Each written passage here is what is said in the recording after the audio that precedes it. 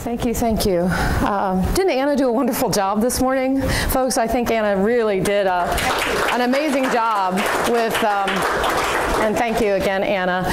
It's not very easy to take an entire industry like accessibility and literally distill that down to so many moving parts and pieces and what the impact is on an organization. Anna just does a great job with that. Where my background comes in and what we're going to be talking about today, as Igor said, is really specific to PDF documents. I come at the industry from a different perspective. When Anna talked about all the different types of disabilities, is there anyone in the room who has a disability? So we have a couple of people. Anybody in the room that knows somebody that has a disability? Okay, so I think that kind of proves our point, right? And I'm one of those people. Would you as an organization see me walk in the door to do business with your organization? Would you think that I was a visually impaired person? Probably not, right? I have what we call an invisible disability. However, I am completely blind in my right eye, and I have very limited vision in my left eye that can be corrected. I have dual implants in this eye. I have 1,200 support structures holding the muscle bed in place in this eye. Plus, I also have MS, which deteriorates the signal that my brain sees as it gets to my eye. So I'm one of those people that get very, very frustrated when I'm using digital technology and social media on my phone. I can't zoom the screen out. I can't read it. I can't use it on my phone. Very, very frustrating. Colors on websites, colors on my screen, the color contrast, I can't recognize those colors. I can't read yellow or gold on white. I can't read light blue on white. And so we have marketing groups that think this stuff looks great, and it does, but I'm one of those people who really suffers with trying to consume content. So I rely on screen readers in a very limited fashion when I have to digest a lot of information. So if I'm reading a very long document, my eyes tire out after a page or two, so I rely on some of that screen reading technology to help. So I wanted to share that story with you, a little bit about me and how I've come to be in the industry.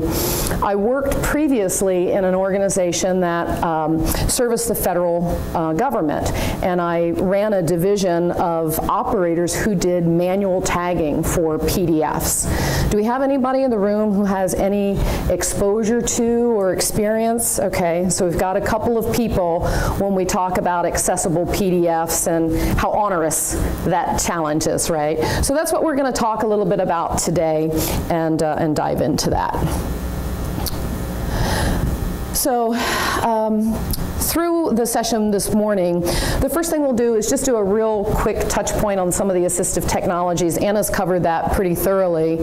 Then we're really going to look at the comparison between an accessible PDF, which is a properly tagged PDF, and then a poorly tagged PDF, and then a completely non-accessible PDF. And we'll look at the differences of what that means. We'll do that by kind of diving into what the elements are that need to be structured when you consider accessibility around the PDF. Then we're also going to look at what happens when a poorly tagged PDF is created. And usually that's done through a conversion that an end user would do at the desktop level, performing some OCR and some automatic tagging. And then to really illustrate the differences between that, we're going to have Lou Fiorito do the second part of the session here and actually demonstrate the differences between those three types of documents as a user. And I'd like to give a little bit of history about Lou. Lou has been blind since birth, and he and his wife own a company based just outside of Tampa called Braille Works, and they provide traditional large format types of alternate formats, Braille, large print, audio, and they also do some of the manual tagging for those one-off type documents. And the reason that I had invited Lou to join us is Lou's not a tester. He is not a compliance standards tester. So if any of you have ever worked with people who test documents for their level of accessibility, they're going to say, well, if I'm testing this document to section 508, 1194.22, and I'm considering sections A through P, this document passes A, it doesn't pass B. That's not Lou. What Lou does is he reads documents. He wants to read his bank statement. He wants to consume information. So what you're going to see today is a real life use of a person that's attempting to access information. And so Lou always says, tell him I'm not a tester. So Lou, did you have anything you wanted to add to that? No, she did it well. I'm not a techie, so don't ask me anything about technology. Very good. I have a lot of people ask me this question. Well, what exactly is an accessible PDF, Shannon? What exactly does that mean? Firstly, from a technical perspective, what an accessible document means is that that document's going to contain some tagging structure that has been marked up to meet accessibility standards, and it allows a person who's using assistive technology to access that document. Typically what we see with accessible PDFs is that they are in a PDF UA format. Is anyone familiar with the PDF UA format? Anyone know what that stands for? Well, the PDF UA format was introduced by Adobe about a year ago, and it stands for Universally Accessible. There are multiple versions of PDF. You may be familiar with PDF-A, et cetera, for archive. PDF UA was a format that was created as an ISO standard, and it defines at the code level what that document, how that document needs to be made accessible. And essentially, according to Matt May, who works for Adobe, he had stated that the PDF UA really just ensures that the PDF itself is not the source of an accessibility problem. That doesn't mean that the conversion and manual touch-up, et cetera, may need to be applied to make that document completely accessible. So we often see that truly accessible documents are utilizing that format. It's not a set of best practices, it's a requirement at the code level for that format. We also need to make sure that the document is completely compatible with assistive technologies, and again, Anna mentioned several of those, and we'll talk a little bit more about them as we move forward. We talk about access as well, and we find ourselves saying often that, the document, we need to make sure people who are blind and visually impaired have access to the document. I say that's not true. Yes, they need to have access, but they really need navigation, and they need the ability to fully consume the information that's in the document. And I'll share this with you. Let's say I checked into this hotel last night, and they gave me a key to my room. I walk up to my room, I stick the key in the door, open the door. Would most of you say I have access to that room, right? I have access to it. But what if there was no bed? What if there was no light? What if there wasn't a thermostat? What if there wasn't a dresser? How well would I be able to truly use that room, even though I have access to it? And I ask you to consider that analogy when it comes to documents. Giving access to the document or making the text available doesn't necessarily mean that it's really navigable or the person using it is going to be able to fully digest that information that's in there. We also want to make sure when we talk about accessibility that we're looking at some of those standards Anna talked about as well, the WCAG 2.0. At a level A conformance, there's really 3 levels of conformance for WCAG, A, AA, AAA. Think of it as good, better, best. So when we look at level AA, we see a greater use of accessibility. And the other thing is, people ask me all the time, well, Shannon, if I have a document that's accessible, a PDF, and one that is not, how do I look at them and tell the difference? Anybody know? You can't, right? The top layer of a PDF is the image layer. It's basically a picture of what the content of that document is. So the only way you will know that that document is accessible is either try to access it with a screen reader or use a program like Adobe Acrobat Professional version and look underneath of that top layer. And that's what we're going to be looking at today, is underneath of that layer, so you can kind of see what the accessibility structure is there. So they really don't look any different to the naked eye. It's underneath that that we're really talking about. So if you take all of those things into consideration for your documents, you will be able to provide fully accessible and barrier-free documents that anyone can use with or without a disability.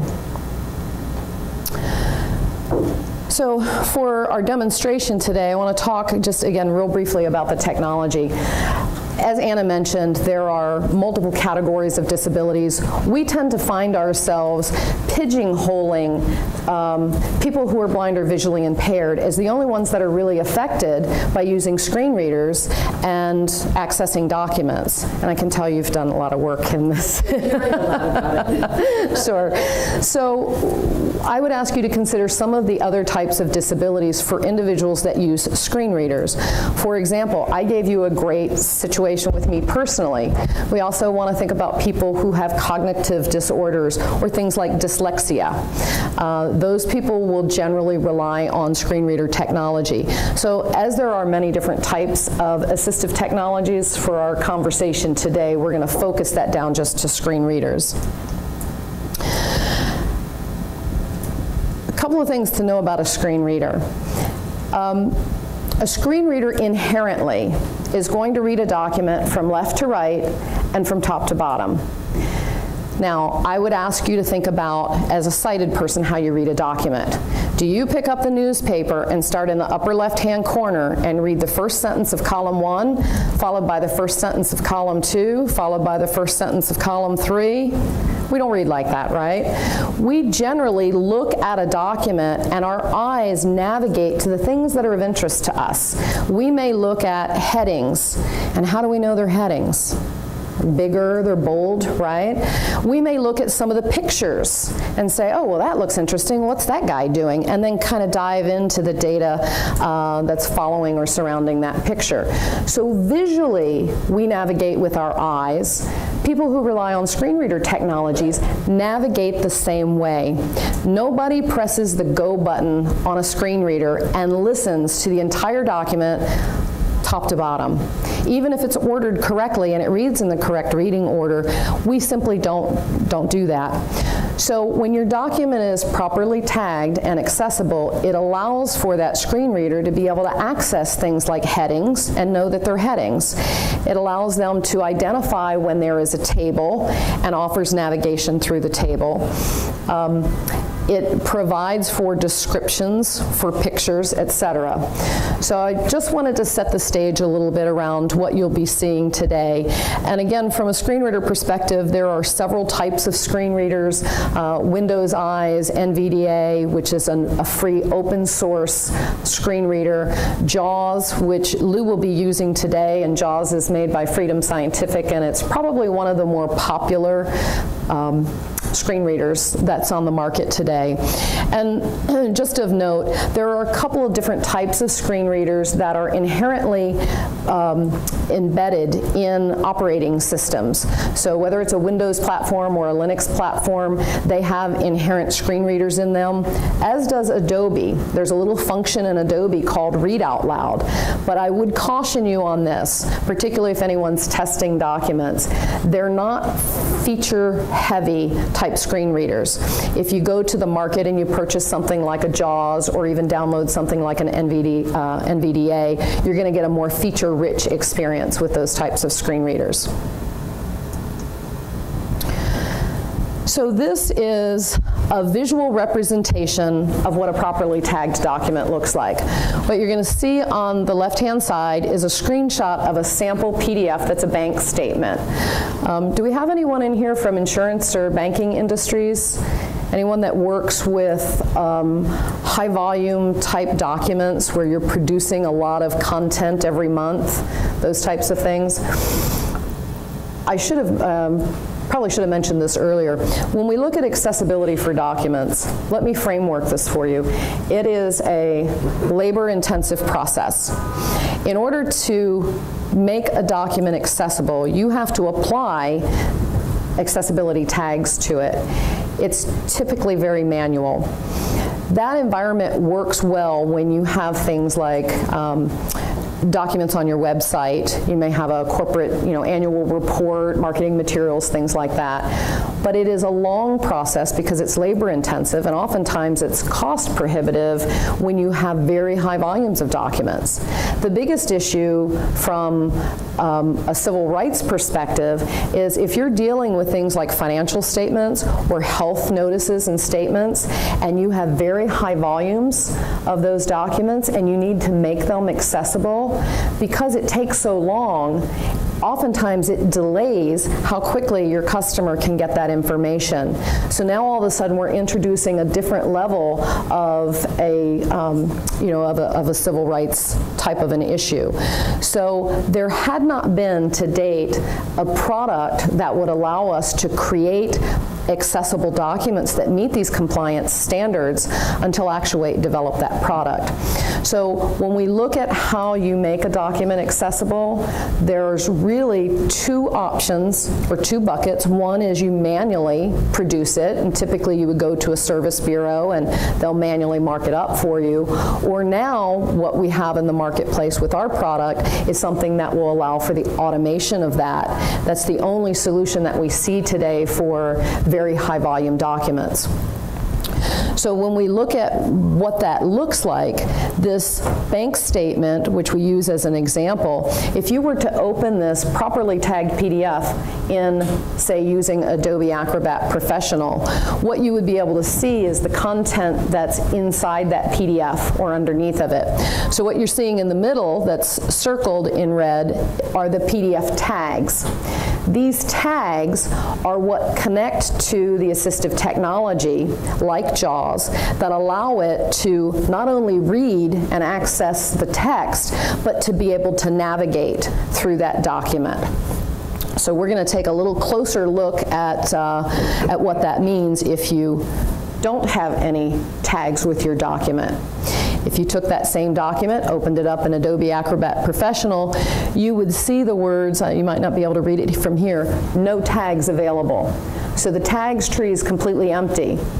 That means that there is absolutely no way that that document is going to be made available to a person using a screen reader. Now, Lou's going to show you a couple of features when he does the demonstration about how to work around that, and it often results in a poorly tagged document. But we'll take a look at that in just a minute. So some of the elements that you want to consider when you're talking about accessibility for a document are what are listed here. Things like properties and fonts, the title of the document, what language the document's written in, bookmarks for certain lengthy documents, logical read order and tab order. A lot of us are familiar with this if you've ever filled out a form, say online, or a fillable form, and you just tab to the next fillable box where you type your information. As you tab through it, it jumps to the next logical place where you put your information in. That's an example of a logical tab order that's been set. We're also going to talk about images and non-textual type content. Then there's your text and headings, things like lists, things like links, whether they're internal links or external links. All of those things need to be considered. What we have in bold are the things that we're going to focus on today, just in the essence of time, which is going to be the document language, logical read and tab order, the images, alt text, text headings, and tables. So language. Many times we see that documents often contain more than one language. It could be English and Spanish, English and French. The combination sometimes can be one language with a second language directly underneath of it. The document needs to have a declaration of what that language is. And the reason for that is because the screen reader technology is going to read that text by applying the right accent to it. So for example, if in English your document said, I'm enjoying very much the proper tagging of PDF documents, the screen reader is going to read that with an English accent. But still using the same fonts, and you had that same example in French, if you did not declare that language is French so that the screen reader knows to read it in French, it's going to sound like this. J'ai apprécié beaucoup le bon éditage des documents PDF. Doesn't sound very French to me, right? So making sure that we declare the language in the document can be very critical to understanding all the information in it. So if you, again, we're going to continue the theme with this bank statement. If you open this document up, again using Adobe Acrobat Professional, you can click on a feature that says Touch Up Reading Order. And what that's going to show you is how that document is tagged. It's identifying all the different structures that are within that document, and this gives you a nice quick look at not only the elements that are tagged, but the order that they're in. So I'm going to dive into that a little more deeply here. Firstly, if you notice, there are little boxes that have numbers in them. 1 through, looks like 56 or so.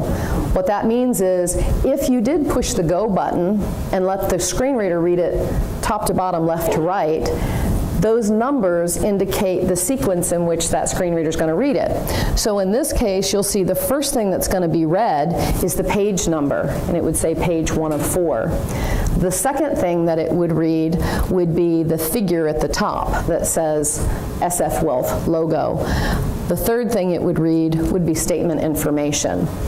So that order becomes very important, again, when you're moving around in the document. So if we drill down a little bit further and we look at what some of those elements really mean, you'll notice that things at the top, again, statement information, that would be tagged as a heading. The figure of SF Wealth logo, if it's a non-text element, meaning it's a graph, a picture, etc., that's generally tagged as a figure tag. And that's what tells the screen reader that this is an image and would automatically access some of the alt text that's with it. So you'll see here things like tables, figures, traditional text, all contain specific tag elements to make that sure that that document's accessible. When we talk about alternative text, the short story is that there is no software that can look at a picture and determine what it's a picture of.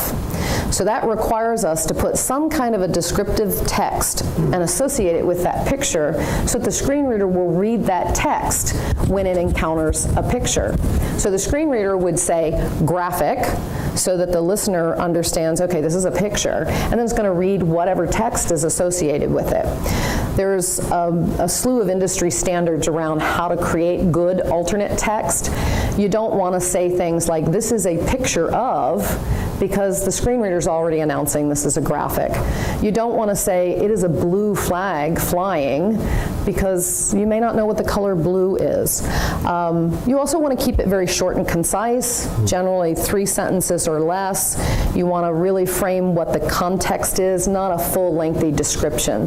The only time we see some examples that are outside of those parameters is if you had a picture of some text. And I see that pretty regularly. It may be a picture, a little image of a quote someone made. In that instance, your descriptive text would equal whatever the text in the image is. So there are certainly some guidelines to follow there. Has anyone ever had any experience putting alt text, say, in a Word document? Okay, so several of you have. Excellent. So that shouldn't be too foreign.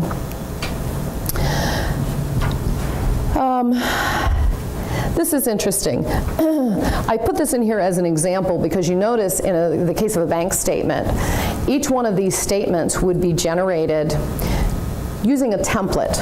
So if you and I had the same had a bank account at the same bank, and we both had just a regular checking account, we may get that same looking statement.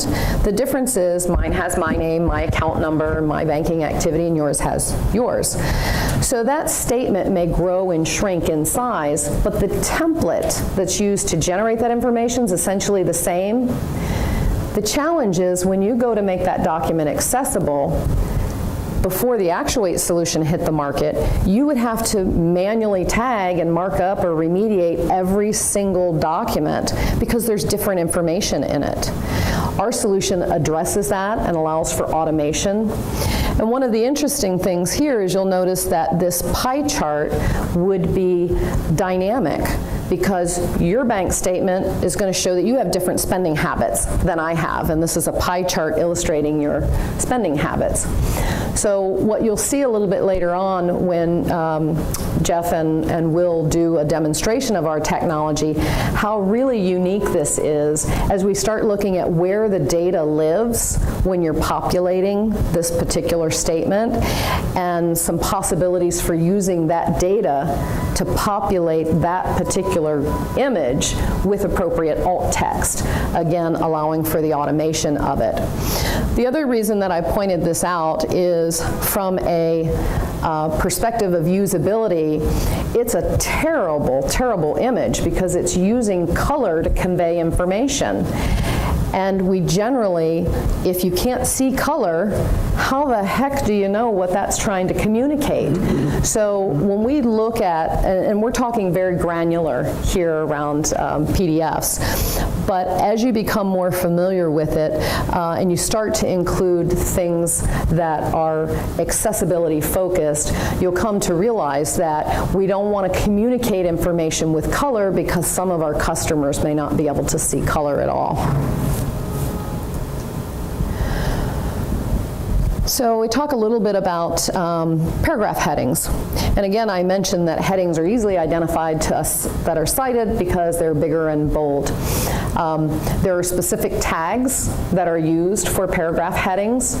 And headings can go heading level 1, and then if you have a subheading under that, that may be a heading level 2.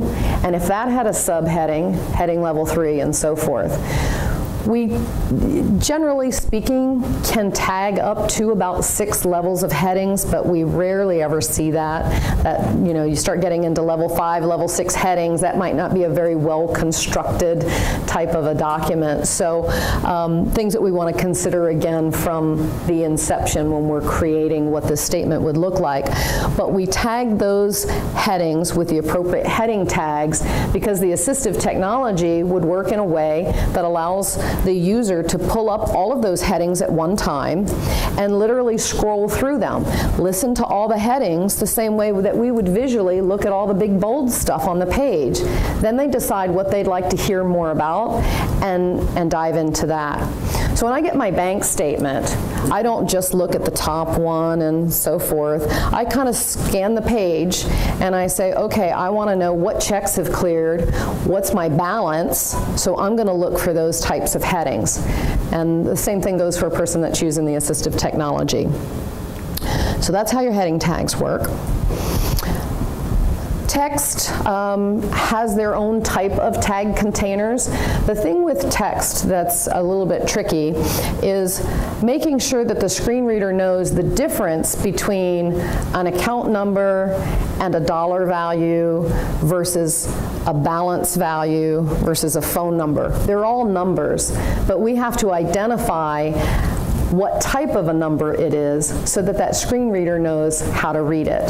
So if it's reading something like an account number when it should be reading a dollar value, that may get some of us very excited. We have a much bigger balance. So the importance that I'm trying to communicate here is if we don't properly mark the document up and take all of those types of concepts into consideration, the information that the person is consuming could be completely wrong. So when you think about financial information, you think about insurance and health documents, that's critical information, so it's very important that individuals understand exactly what they're reading. So that's a little bit about text. And then tables. Tables are really an onerous thing when you think about accessibility.